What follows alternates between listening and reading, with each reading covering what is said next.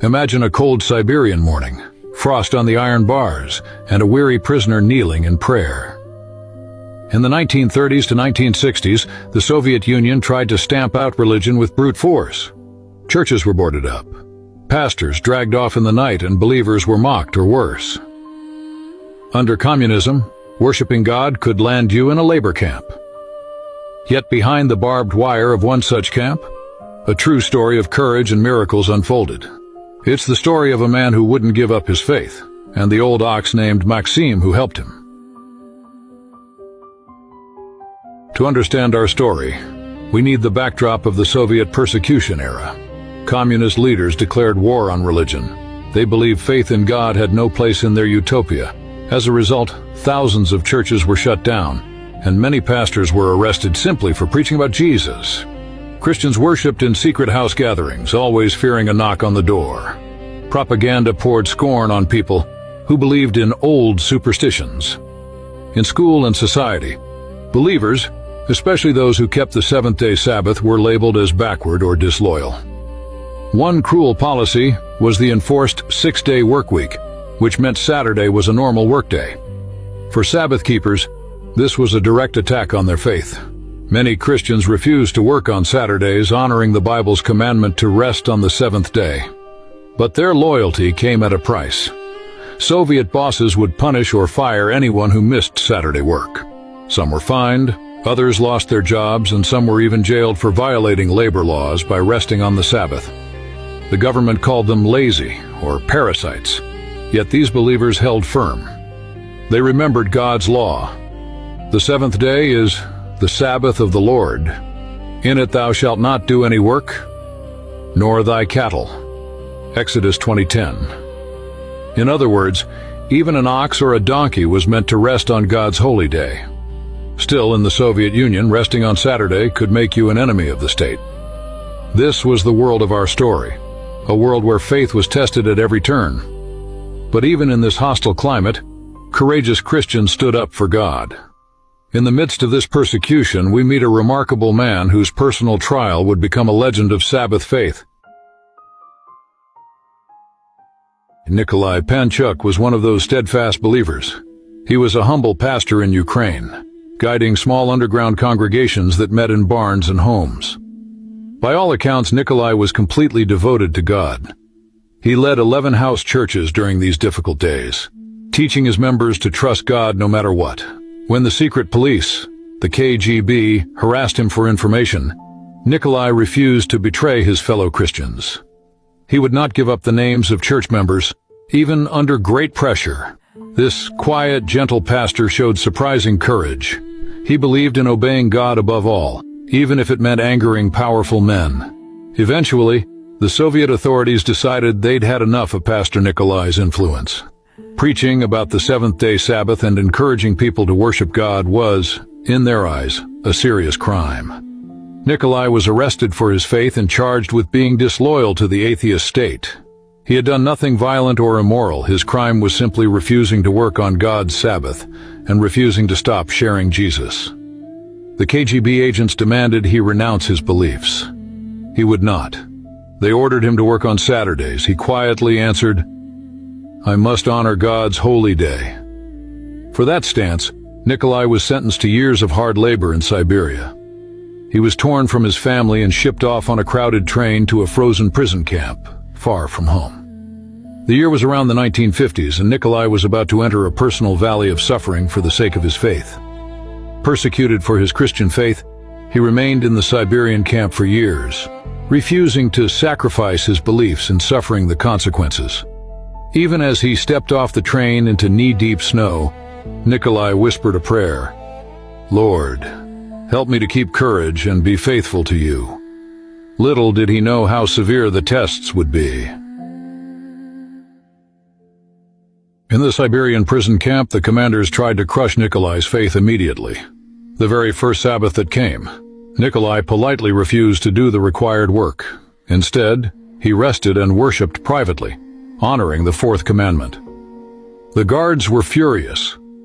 They beat him with fists and sticks, leaving him bruised. "You will work next Saturday, or else," they growled. Nikolai simply answered that he could not disobey God. When the second Sabbath arrived, Nikolai again stood firm.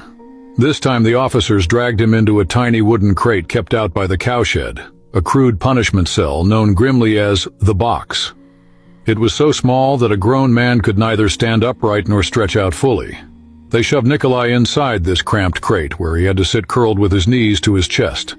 Then they bolted the door and left him there in the dark. He would stay locked in that miserable box for 10 days. The only thing they gave him was a little water, no food at all. Cold winds slipped through the cracks. Nights in Siberia can drop well below freezing, and Nikolai had only his threadbare prison clothes. It was a calculated torture to break his will. How did Nikolai survive those days?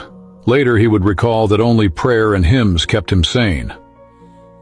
Hunched in darkness, he whispered the Bible verses he could remember and softly sang hymns like "God will take care of you."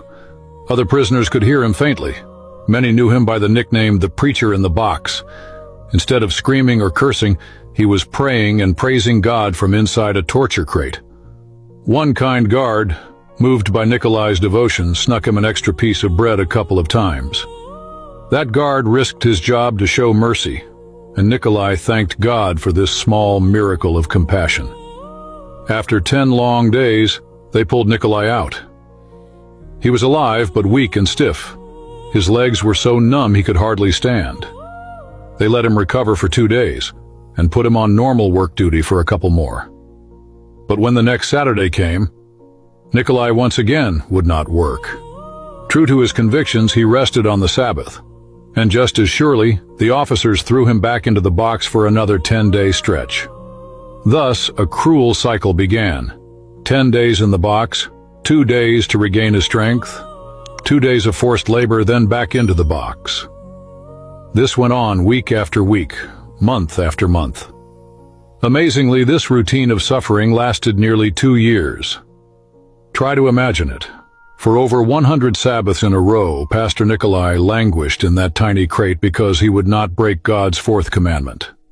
By human logic, he should have died or gone insane, but his faith only burned brighter. Other inmates began to respect the gaunt, soft-spoken pastor who would rather endure starvation in a wooden box than disobey his God. Nikolai's unbreakable spirit was a living sermon. Even some guards started to feel uneasy. Why couldn't they break this man? What secret strength did he have? Nikolai would smile through cracked lips and tell anyone who asked, "God is with me in this box." It was as if the story of Daniel in the lion's den was replaying, with Nikolai in a box and the lions of cruelty unable to destroy his faith. After 2 years of this relentless torture, something happened that changed everything. A higher-ranking Soviet officer, a colonel, came to inspect the camp. When he learned that a prisoner was being regularly locked in a packing crate for refusing Saturday work, the colonel was outraged. Not outraged at Nikolai, but at the camp warden. Perhaps the colonel thought this punishment was excessive, or perhaps he simply wanted the camp's labor output maximized. Either way, he ordered that Nikolai be released from the box immediately. Nikolai stretched his cramped limbs and breathed a prayer of thanks. He assumed the worst was finally over, but in truth, a new test and an astounding miracle were about to begin. After freeing Nikolai from the crate, the visiting colonel still had a challenge for him. The camp authorities resented that Nikolai's Sabbath stance disrupted their work schedule. So the colonel proposed a compromise, or what seemed like one. He assigned Nikolai to one of the hardest jobs in the entire camp, hauling water. Every day, Nikolai was to fill a wooden cart with barrels of water for the prisoners and guards. An aging ox named Maxim would pull the cart. The catch? Nikolai must deliver the camp's full water supply in 6 days instead of the usual 7.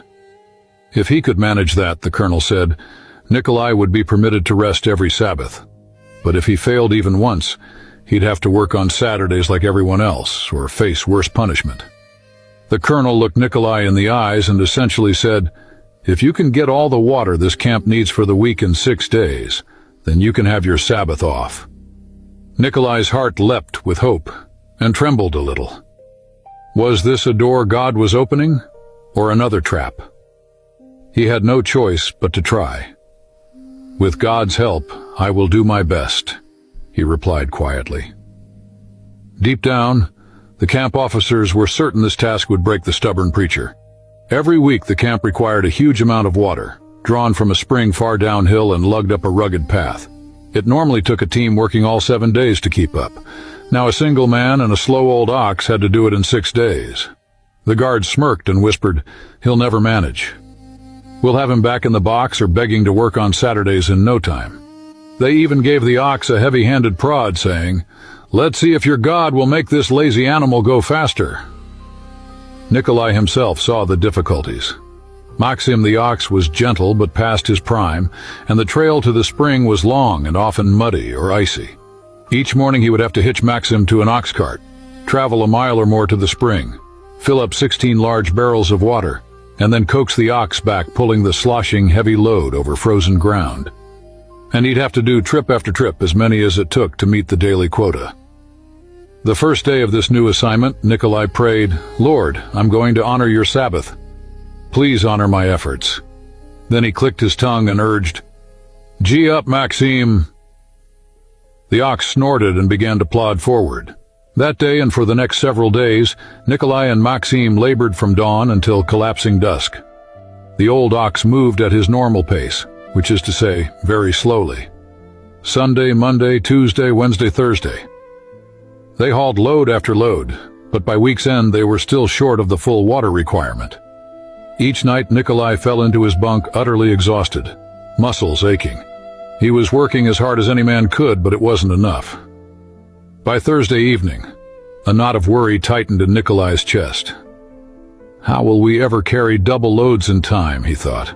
The Sabbath was approaching, and if the water wasn't all delivered, then the officers would surely force him to work on Saturday or throw him back in the box.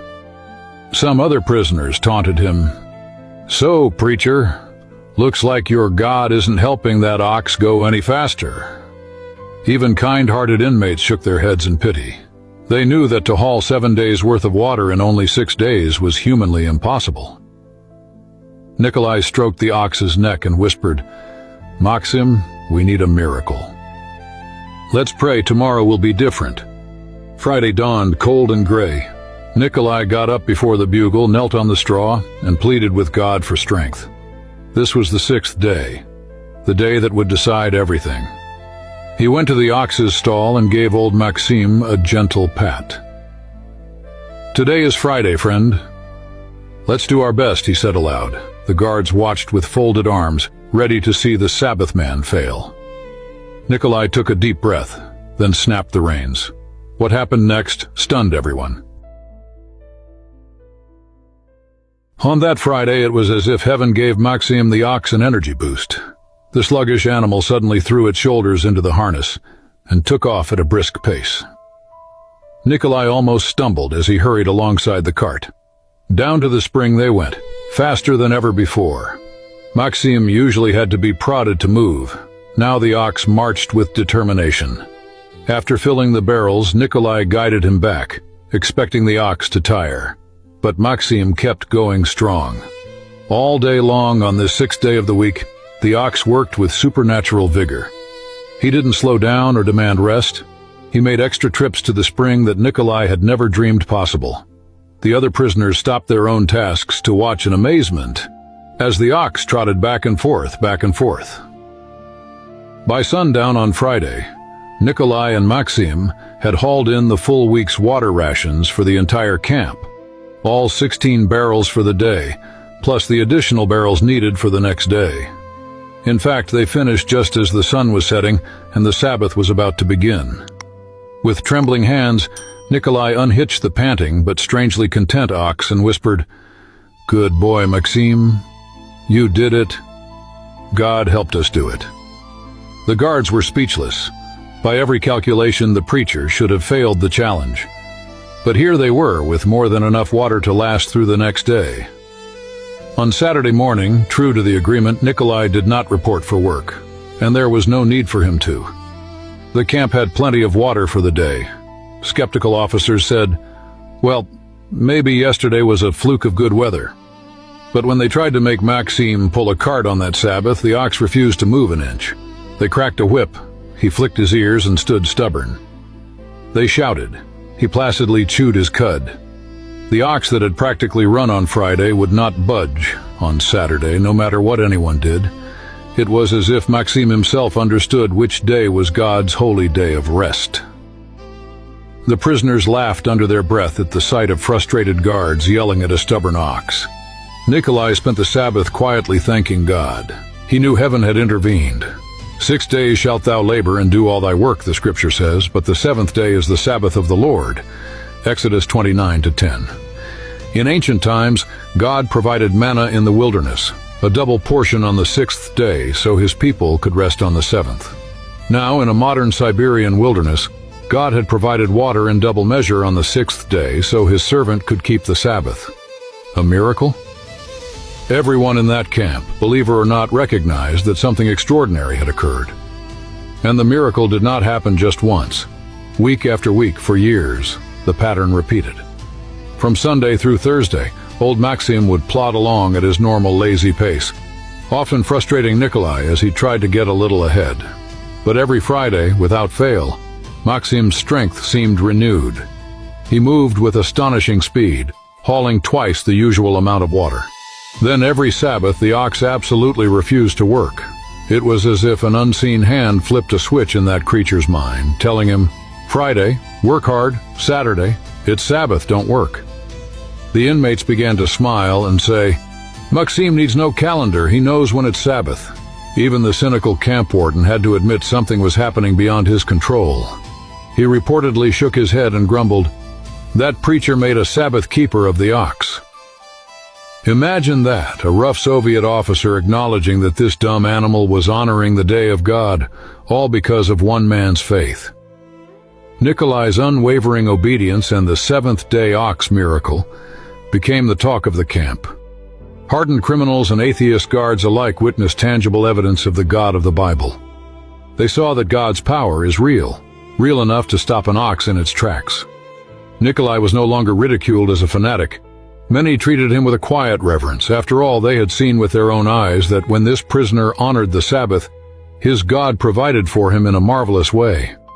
God had proven that his law cannot be trampled without consequence, even by a beast of burden. The Sabbath miracle continued for as long as Nikolai remained in that camp. It was a continuous testimony that them that honor me, I will honor. 1 Samuel 2:30. We've just witnessed God's incredible miracle. The ox working double on Friday and standing still on Sabbath. Nikolai's faith was rewarded openly. But what happened next? In the final years of Nikolai's imprisonment, this weekly wonder changed hearts. Let's see how this test of faith ended and what impact it left on others. For the camp guards, Nikolai's case had been a test of wills. They wanted to break his allegiance to the seventh-day Sabbath. Instead, they ended up watching a miracle unfold under their noses. Nikolai's faith had been tested to the extreme, and it was proven genuine. The very commandment they tried to force him to violate was exalted in the sight of all. The guards, who once mocked him, could no longer deny that something supernatural was at work. They had done everything to crush this quiet pastor.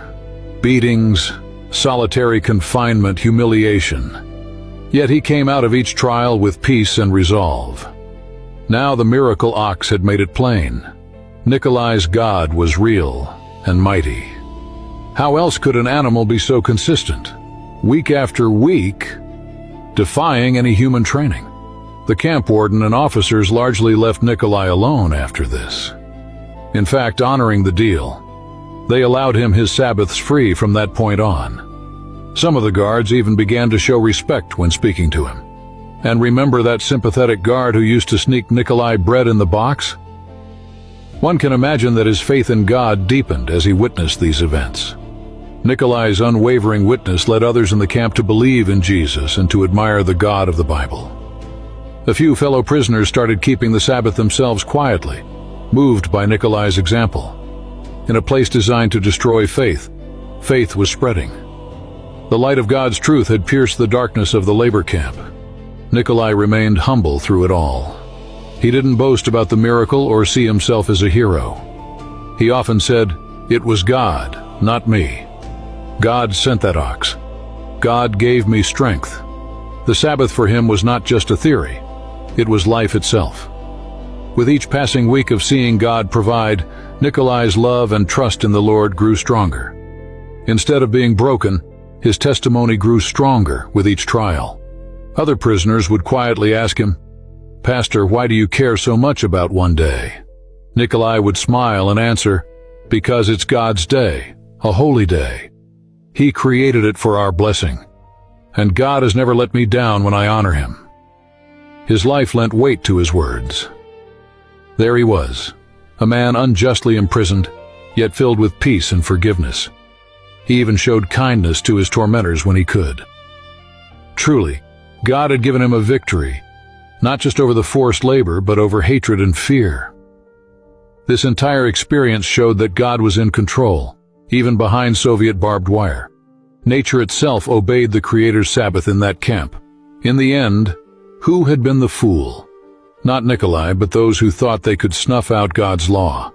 Nikolai's steadfastness proved that no oppressor can take away the freedom of a conscience bound to God. The miracle of Maxim the ox testified that God's power is greater than any earthly power. As Scripture says, "If God be for us, who can be against us?" Romans 8:31. Nikolai's captors learned that fighting a man of faith was actually fighting the God he served, a battle they could never win.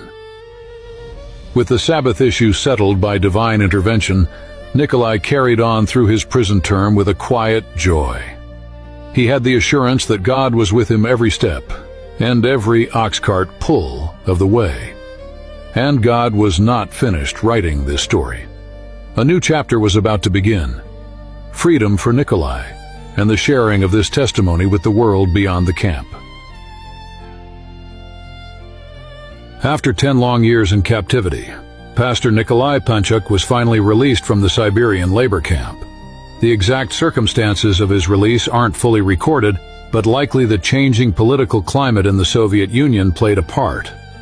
It was the early 1960s, and some religious prisoners were being freed as the regime ever so slightly relaxed its iron grip. Nikolai, battered but unbroken, stepped out of those prison gates a free man. One can only imagine his first act as a free person was to kneel on the earth and thank God for carrying him through. He returned home to his family and to the little flock of believers who had been praying for him through all those years. They wept and rejoiced to see their beloved pastor alive. And Nikolai had an amazing story to tell, the story of the seventh-day ox. As Nikolai recounted the miracles he had witnessed, fellow believers were strengthened in their faith. His testimony spread by word of mouth through the underground Christian community.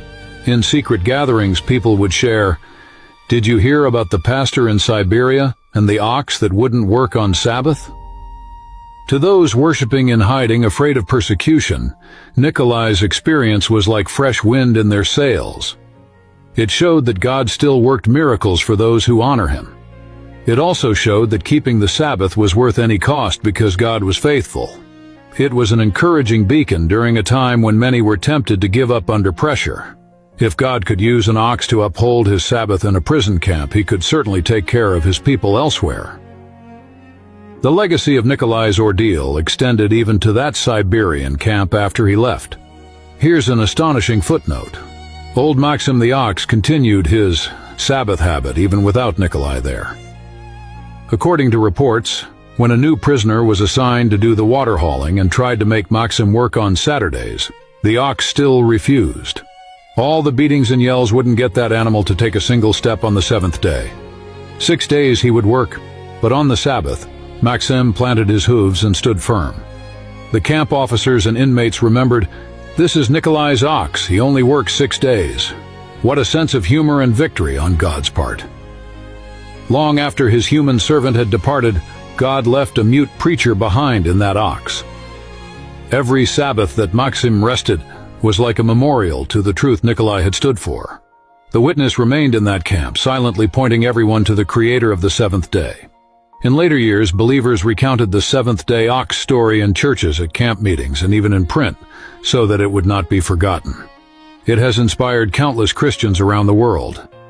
This story is told to children and adults alike as an example of courageous faith. It reminds us that even behind the Iron Curtain, God had his heroes. Nikolai Panchuk's name became associated with unyielding Sabbath fidelity and God's miraculous care. What is most important, however, is not the fame of the man, but the glory of God who made it all happen. Nikolai eventually passed to his rest. He lived out his days faithfully, but the impact of his experience lives on.